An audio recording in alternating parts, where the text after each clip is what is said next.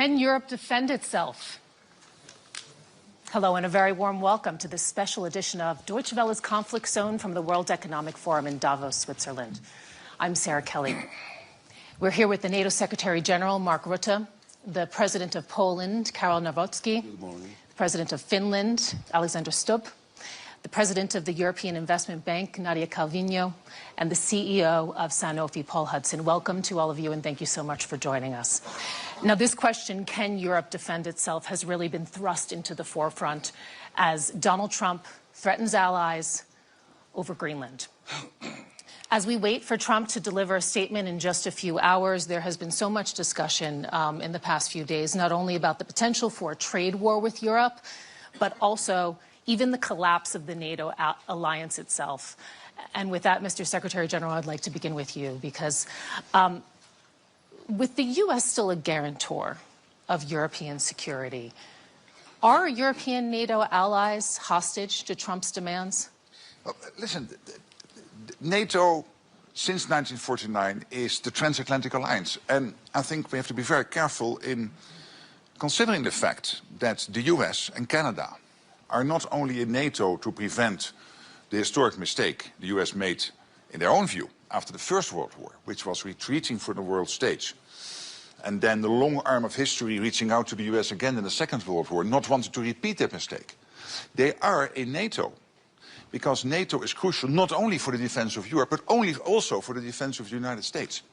For the United States to stay safe, you need a safe Arctic, a safe Atlantic, and a safe Europe.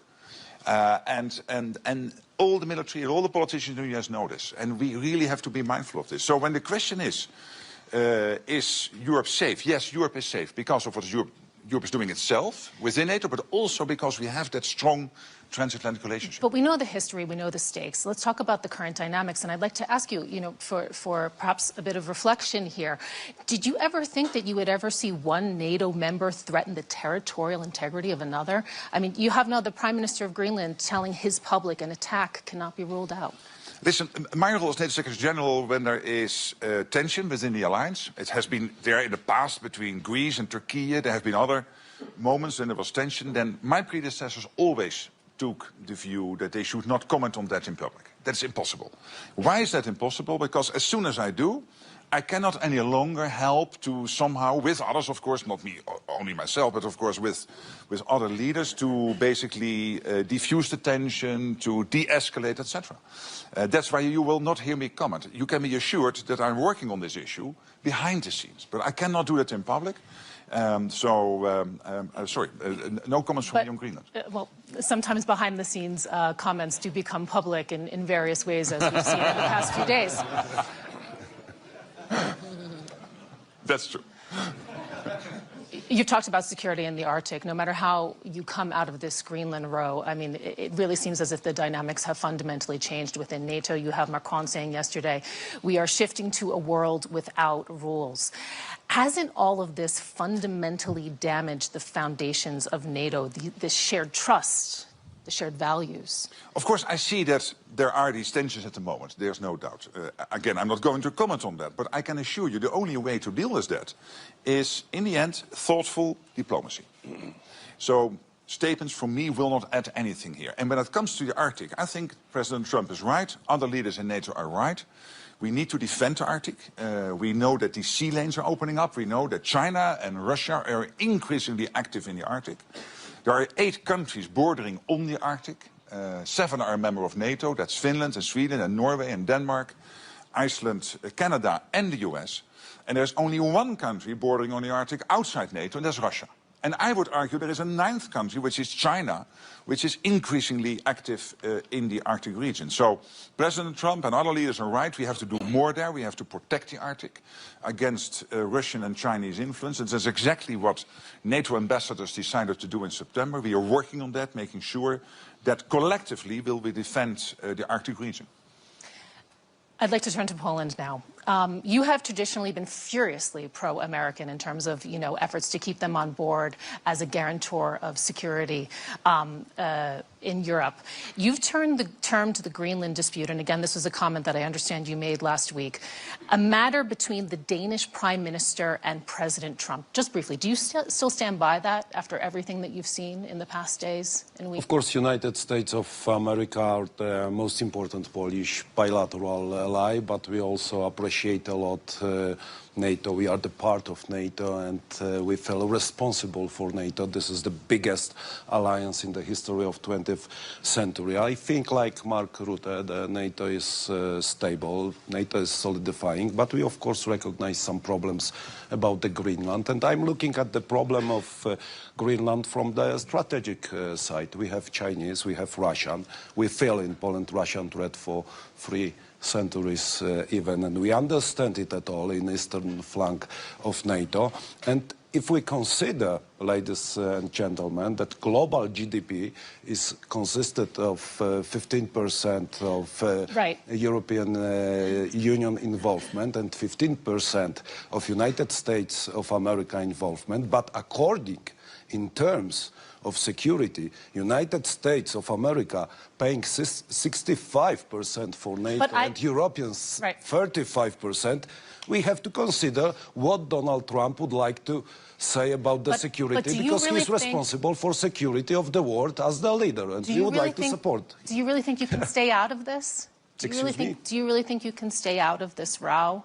Do you really think that, isn't this the moment right now for solidarity in Europe? Isn't this key to a united and a strong response?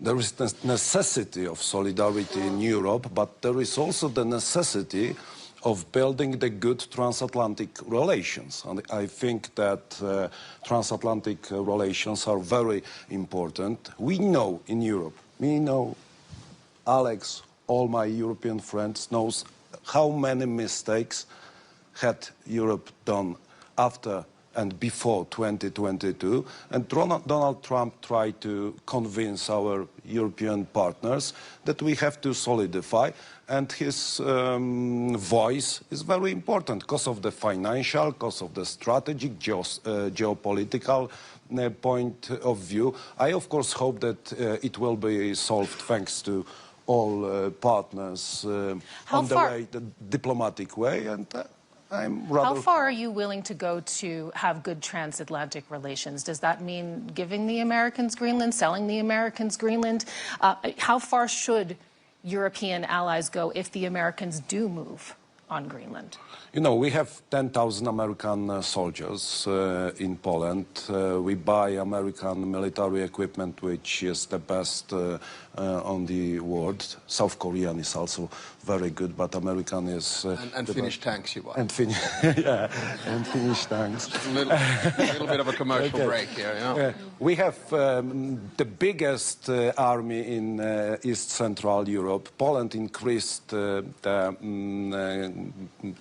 percent of GDP for military service almost to 5%. So we feel responsible for Poland. I believe in Polish soldiers, in our alliance, but United States of America, for all eastern flank of NATO, are very important ally. And those relations are also based on our history. This is the relation of values. We have common independence heroes in Poland and in United States of America. So I think that we should solve this problem on diplomatic way. Of course, I appreciate Denmark voice is natural. It's our partner, Denmark. But I'm looking at the Greenland as strategic point in the geopolitical issue between free world, democracy's world, independence, and with Russia.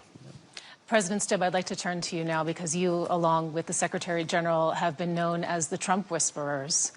Now you're on the list being targeted for sanctions. You recently joined the NATO alliance. Is it just in time for its dissolution? No, not at all. I think actually we're in the process of creating a stronger NATO than we have seen since the end of the Cold War. this is pretty much NATO 3.0. Remember that after the end of the Cold War, a lot of NATO countries actually dropped their guard in terms of defense expenditure and capabilities, whereas a country like Finland, which stayed outside, didn't do that. We still have conscription. And speaking of the Arctic, we have the biggest military force of Arctic capabilities in the alliance. We have 1 million individuals, men and women, who've had their military training in Arctic conditions. So I think we're strengthening, actually, the alliance as we speak. And remember that we've doubled the border of the alliance with NATO, with Finland joining and then with Sweden joining. So I think we're creating a new NATO where Europe takes more responsibility. So then take us to the diplomatic efforts and how you are trying to do that. Because, you know, we saw over the weekend, you along with your Norwegian counterpart sent this message to Trump calling for a de-escalation of tension. He responded quite quickly, saying he's no longer purely thinking of peace. Who or what can diffuse the tensions over Greenland, if not you? Thank you, Alex. Anytime. You want to take this one, Mark? No, I mean, listen, we're now in a phase in the transatlantic relationship, and you'll know that I'm pro-European, pro-American, and therefore by default pro-transatlantic. We are in a relationship which is much more direct than it's ever actually been. I mean, the communication channels that we have directly with the president and with the administration are actually good and solid. And then, you know, at times there are curveballs flying in different types of directions. We try to catch them and we try to solve them. You know, you have two schools of thought here on Greenland. One is to de-escalate, and the other one is to escalate to de-escalate. And I think at the end of the day, we'll find an off-ramp on this. I'll make two final remarks. If someone would have told me in Washington, D.C., for the 75th anniversary of the alliance, that we're going to increase our defense expenditure next year to 5%, I would have said, you have no clue about international relations or seek help with a doctor. We did. And I think what we need as an off-ramp now is some kind of a process whereby we start working on a real problem, which is Arctic security. Unfortunately, as Mark said, we have 7 countries, Arctic countries, one of them with a huge military that can help to deal with this. So let's start working towards a process which leads us to a NATO summit in Ankara where we actually strengthen Arctic security within the alliance. So this is what we're working at. Okay. Nadia, I'd like to ask you about the money. This is a key point also to can Europe defend itself, which is the topic that we're discussing today. The EU is freeing up hundreds of billions of euros to ramp up defense spending. You're part of that. You have quickly ramped up your capacity to mobilize capital for defense investment. This is something that's new for your bank, we also have to mention. How much do you see your future being defense and defense-related projects? It's been a sea change in the last 2 years, and we were just discussing with Alex that in the past was also working at the European Investment Bank, how things have changed, you know, in the last couple of years, in that we have extended the scope of projects we are financing, and we have reached this magical number of 5% of our financing inside the Union this year, last year, sorry, in 2025. So that outperformed our targets. We were hoping to reach that level this year in 26, but we already did in 25. We have a very robust pipeline of flagship projects, a number of them in Poland, by the way. So that's European solidarity, actually supporting the defense of Poland on the eastern flank. And so my answer would undoubtedly be, yes, Europe can defend itself. Yeah. Paul, I'd like to turn to you also with that, because there's a role for the private sector as well here. NATO is treating medical preparedness as part of collective defense. You have many of your capabilities anchored in Europe. Does what you are hearing about European defense in the past days make you feel secure as a business person? And how do you see the private sector's role? You know, the subjects that are being discussed are obviously extremely important, and I trust in the process that people will get to the right conclusion. I think health is unrecognized as the severity of what could happen if health sovereignty, innovation sovereignty, protecting populations is deprioritized. I think NATO have made that point about making sure that people can get medicines they need in difficult times. I think in COVID, my own personal experience was that I was getting calls from heads of state, ministers of health saying, we need medicines, give them to us, don't give them to anybody else. it quickly delineated and fragmented. And it worried us greatly, given the importance of trying to work together to find some unity to make sure that we do things for Europe. Now, Sanofi is more than 50% of our manufacturing and R&D spend is in Europe. And so we believe that we're one of the few companies that has that resiliency to be able to provide. But there is a real moment for Europe. Perhaps it's not on the scale of this conversation and Greenland, but it is a real moment. Europe has long time been one of the great discoverers of medicines, the great providers.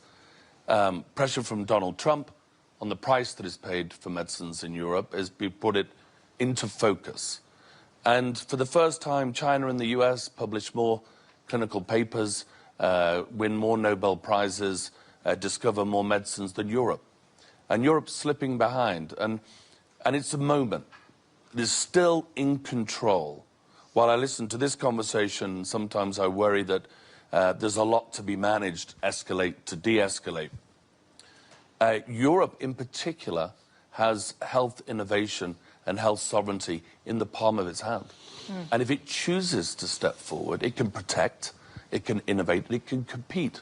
This is a moment not to be squandered.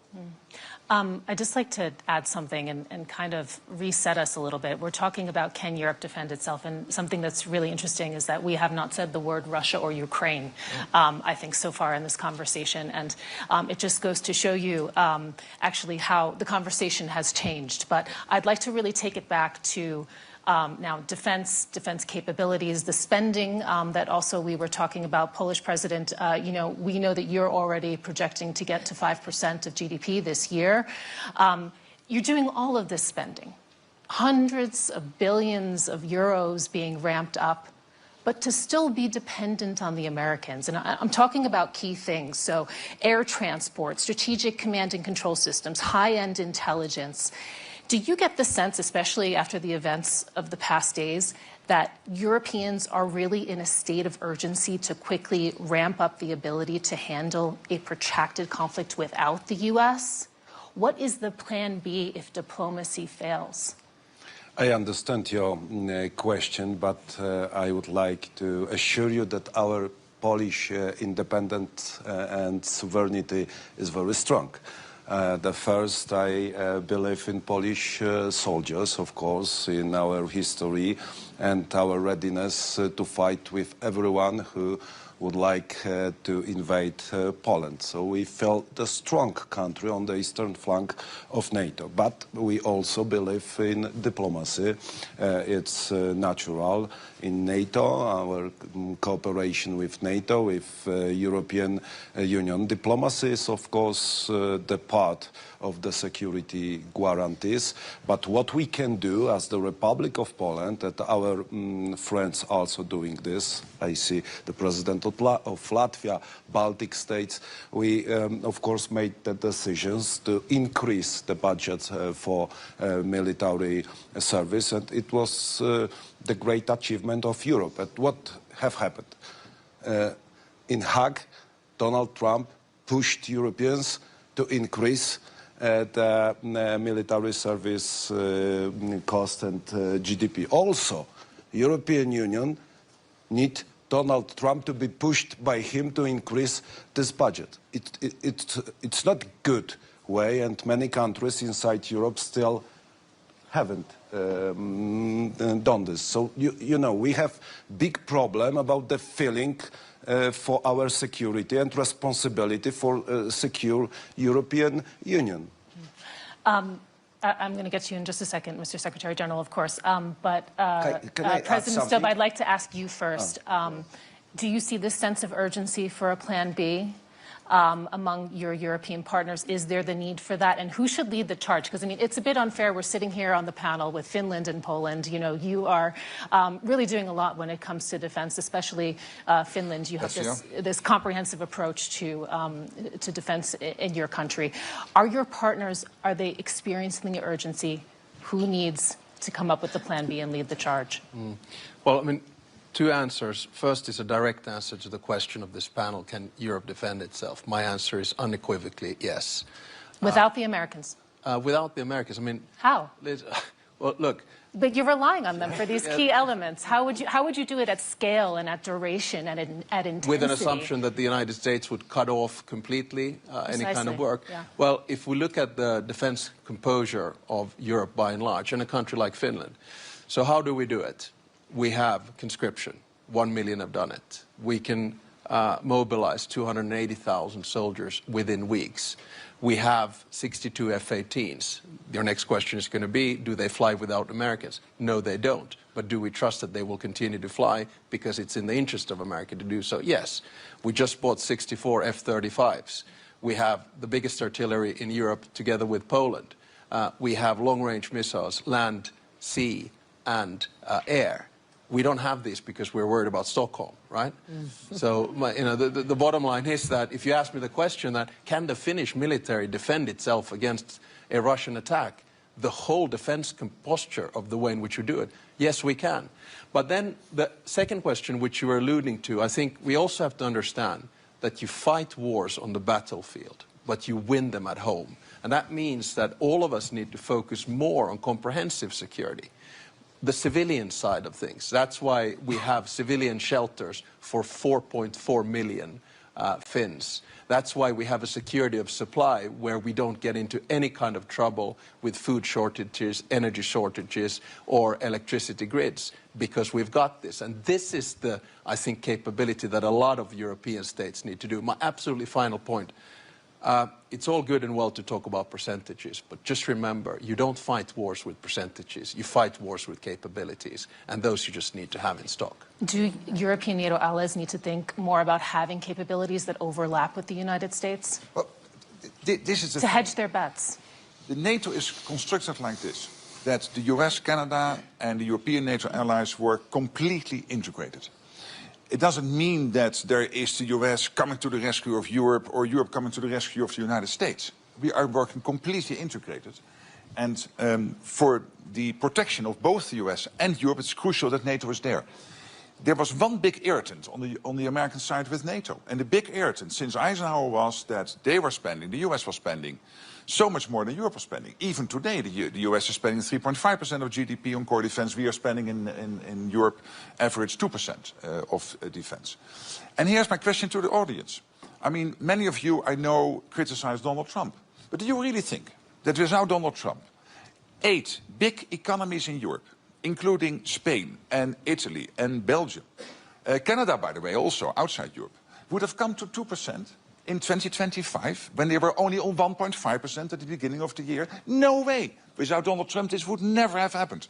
They're all on 2% now. Do you really think that in the summit in The Hague, as already Alex was saying, sorry, the president of Finland was saying, that we would come to an overall defense spending of 5%, including 3.5% in core defense, if President Trump would not have been re-elected as president of the United States? No way. It would never have happened. So again, I'm not popular with you now because I'm defending Donald Trump, but I really believe we can be happy that he is there because he has forced us in Europe to step up, to face the consequences, that we have to take care more of our own defense. And this is the thing. The Americans still have over 80,000 soldiers in Europe. They are still, including in Poland, in Germany, etc. They are still heavily invested in European defense. And yes, they have to pivot more towards Asia. So it is only logical for them to expect us in Europe to step up over time. And there is this plan already since Jens Stoltenberg, my predecessor, designed it, the NATO defense planning process, to over time make sure that Europe can take over more of these capabilities, of these core enablers from the US, to do more of the protection of the European continent. We're still having a strong conventional US presence in Europe, also going forward. And of course, the nuclear umbrella as our ultimate guarantor. But again, I'm absolutely convinced without Donald Trump, we would not have taken those decisions, and they are crucial, particularly for the European and the Canadian side of NATO, to really grow up in the post-Cold War world.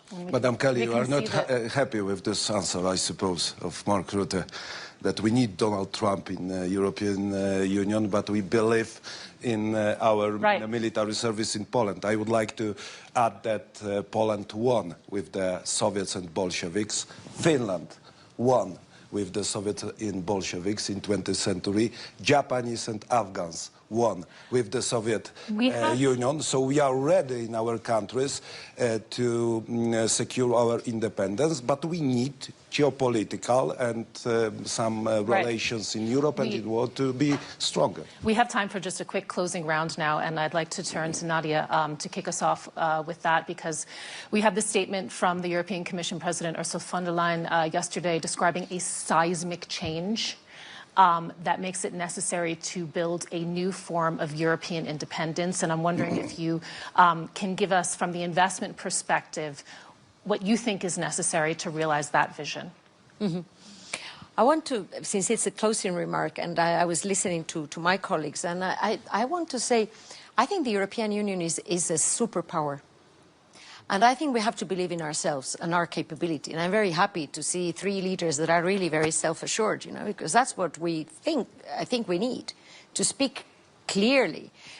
We are a superpower when it comes to research, to health tech, to new technologies, to research centers, universities. We are in quantum computing, we are in key technologies. We are not a defense superpower because the European Union is a project for peace. So it makes sense that we need some time to ramp it up. From the European Investment Bank perspective, we're all in to support Europe to be stronger in the world, but also to contribute to a peaceful world, a multilateral framework that actually can continue to provide us with win-win partnerships based on respect, shared prosperity, stability, because I think that that's, at the end of the day, what our children and grandchildren expect from us that are at the helm of important institutions at this historic moment for us. Paul, what do you think? What do you think is needed for this new form of European independence from your business perspective? I think it's a moment for us again, what the Secretary General just said about defense spending, contribution to NATO. The President of the United States has done the same in healthcare spend in most of the European markets, in the UK, demanding in the UK to go from 0.3% GDP to 0.6% over a period of time to pay for innovation in the countries. You know, that's a really remarkable intervention or challenge from the President of the United States.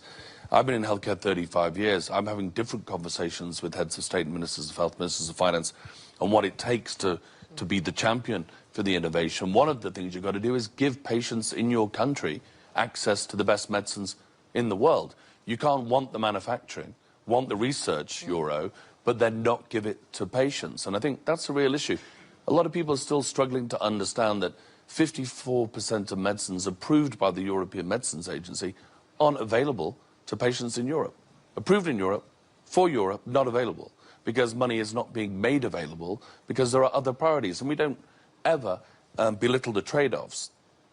Draghi was very clear. Everybody read the report. Everybody understood it.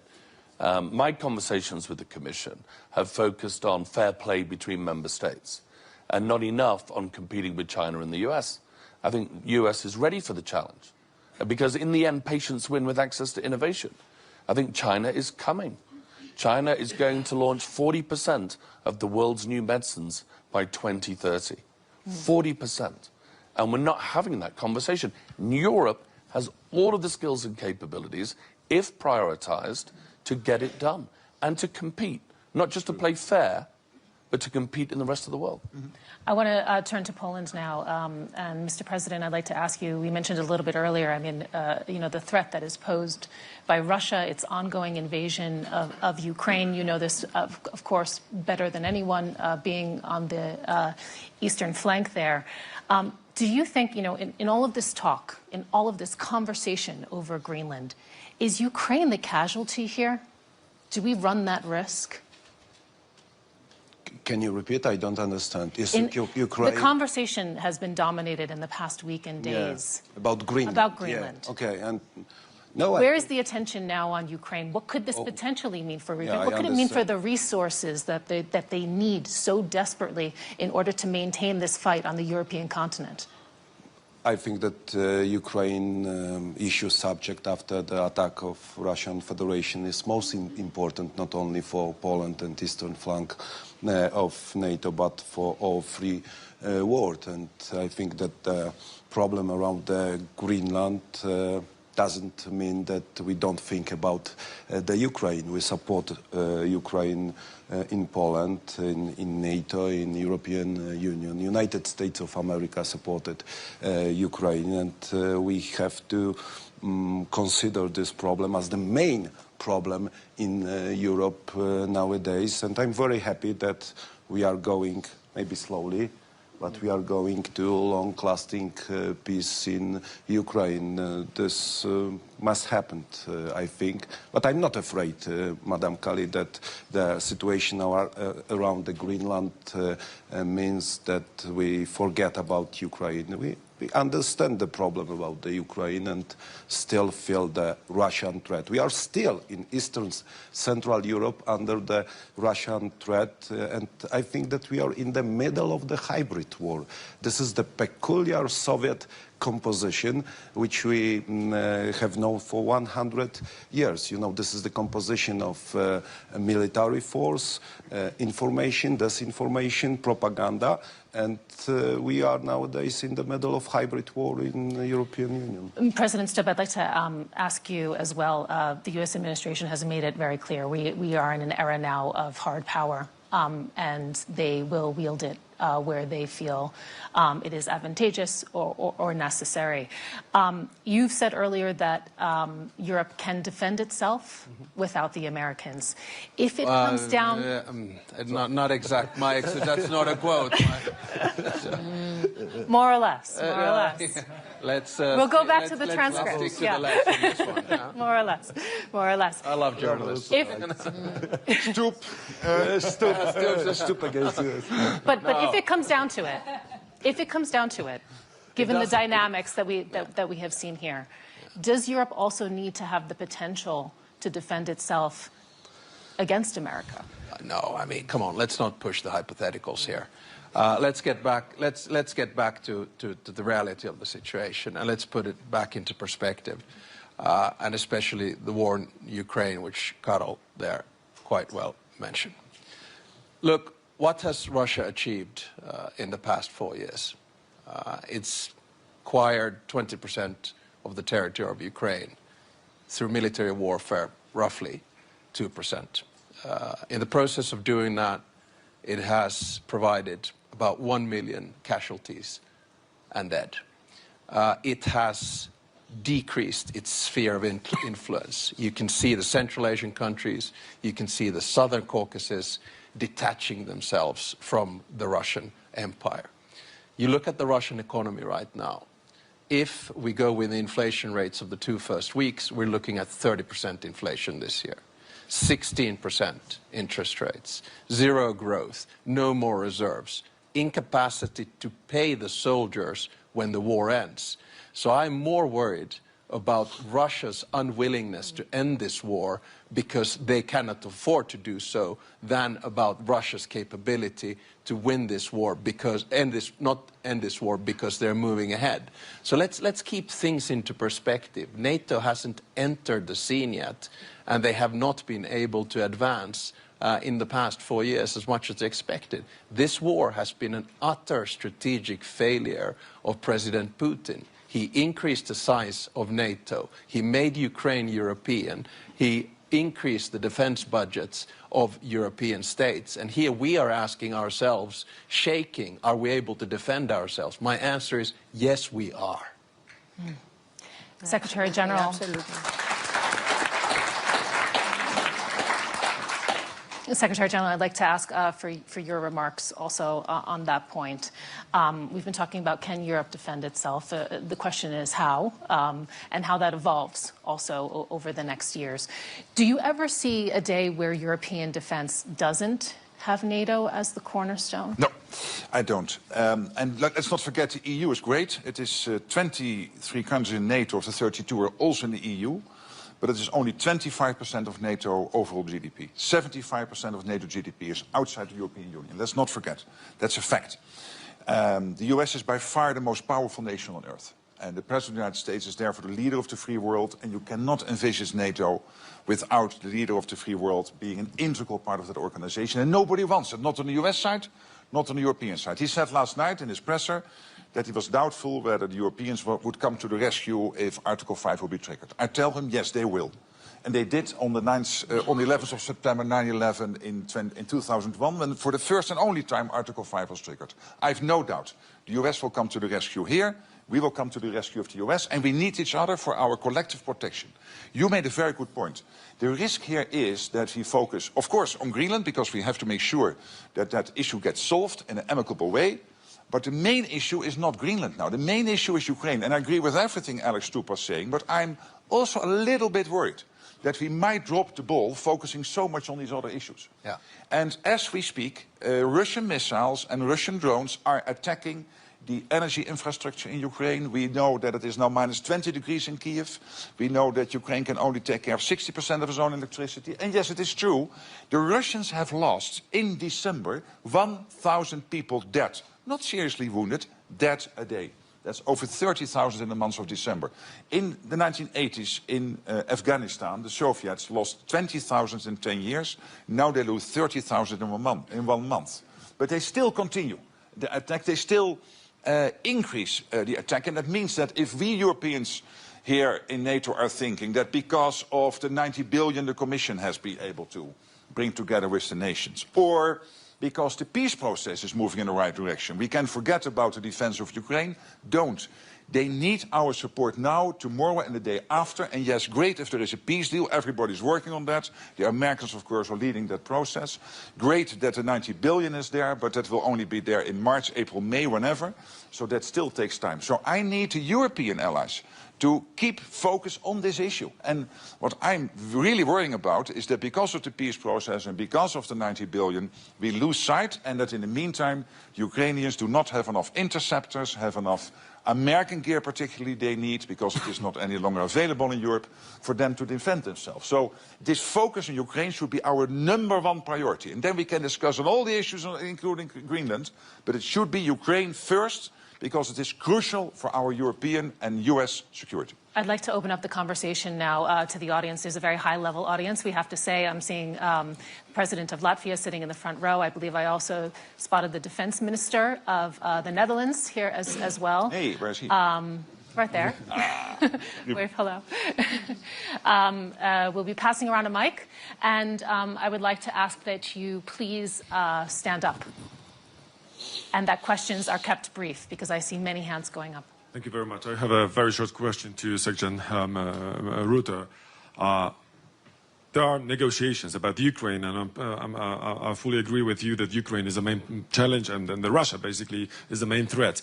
The question is, once we agree that there are some chances for the long-lasting peace, are we as Europe prepared for what would be next with Russia, with this aggressive approach, with a society which is still, through the disinformation, educated, let me say, with aggressive approach towards the West? What will happen with those thousands or hundreds of thousands of troops, capabilities, etc., if they won't be engaged in Ukraine? They won't just wait for the better, prosperous future. Are we ready as NATO to take this problem? Thank you very much. Yes, and a brief response, please. We are ready today, there's no doubt. But we have to be ready in 27 and 29 and 31.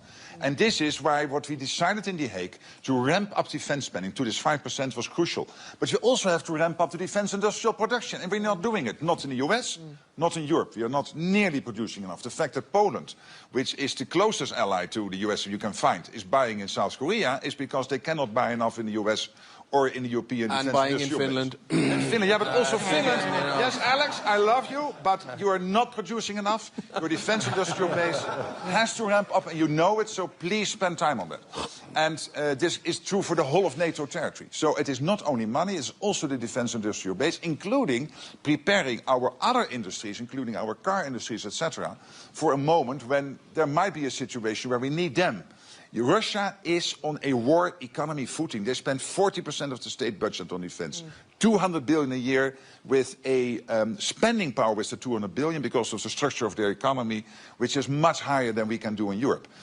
So we really have to be watchful here. Yes, we can defend ourselves today, but we have to deliver on the The Hague commitments. Not because of Donald Trump.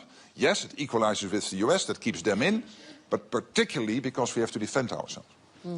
Okay. I think in the next round, perhaps we take 2 questions, and then we'll have them answered. See many, yes. Sorry, my name is Andrea Malaguti. What do you think about the board of peace with Lukashenko and Putin for Gaza?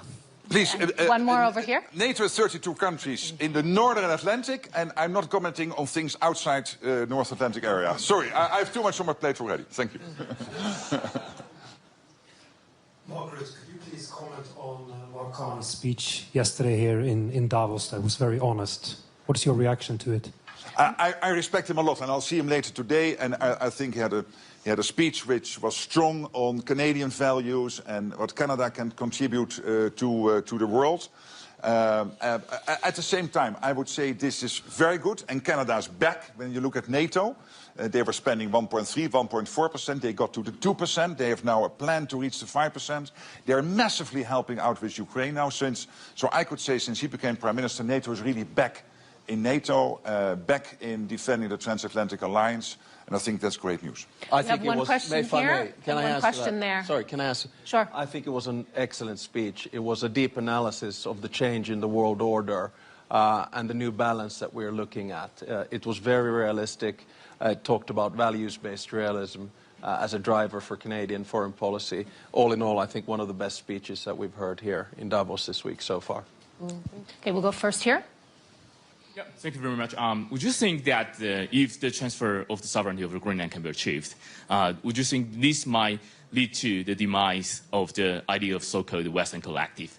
And secondly, that if these things be transferred, would you think that the NATO 3.0, just like the President Stu said, might be veering to something more look like the Warsaw Pact rather than original NATO? Of course, we have a Polish president. You can also correct me. Thank you very much. One question there. I'm Tamer from Saudi Arabia with a Greek mother and an Italian wife. It's very clear must be a happy man. Europe can defend itself. That's very clear today. But my question is, do we feel safer? I'm planning to half retire in Europe. Do I feel safer today with all this stock-up of military? Yes. As you asked the question, when the war is over, what do you do with all these military? If you want to prevent war, prepare for war.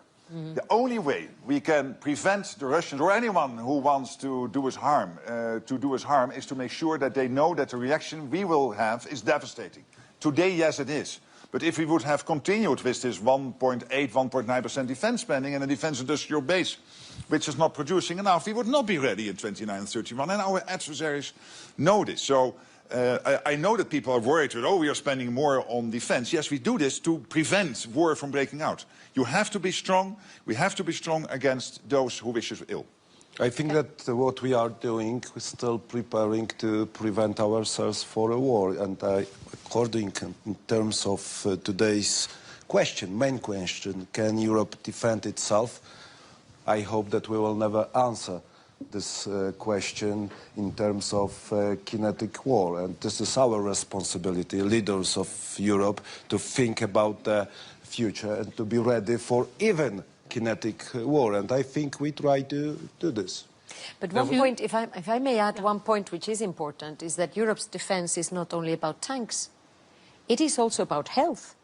It is also about win-win partnerships around the world, building strong partnerships and finding alliances that go beyond maybe what we had in the world order of the last 70 years. That is also a way to defend Europe. I want to also put a word for all the actions that are being taken, which go, I think, in the right direction for a stronger Europe. And it's not only about the 5%. It is very important, but it's not only that. Yeah, and can I ask the question from the gentleman there? I think we have we have to understand that the world order is changing, much like it did after 1918, 1945, and 1989. And it's now emerging. And I think we have two options, which obviously are not binary. One is a multipolar world, and that multipolar world is about transactions, it's about deals, and it's about spheres of interest. So that's when we go back to the 19th century. A multilateral world is one where you have strong international institutions, rules and norms. I support the latter, and I think that a majority of the states in the world do that as well.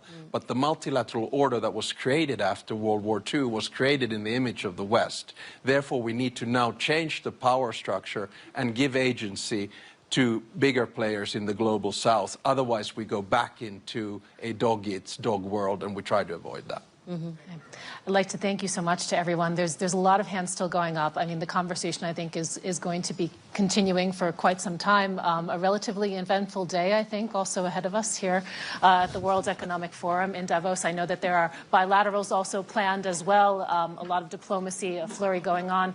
You have been here with us for Can Europe Defend Itself? Thank you so much for your time, and thank you so much especially for the panelists. Thank you. Thank you.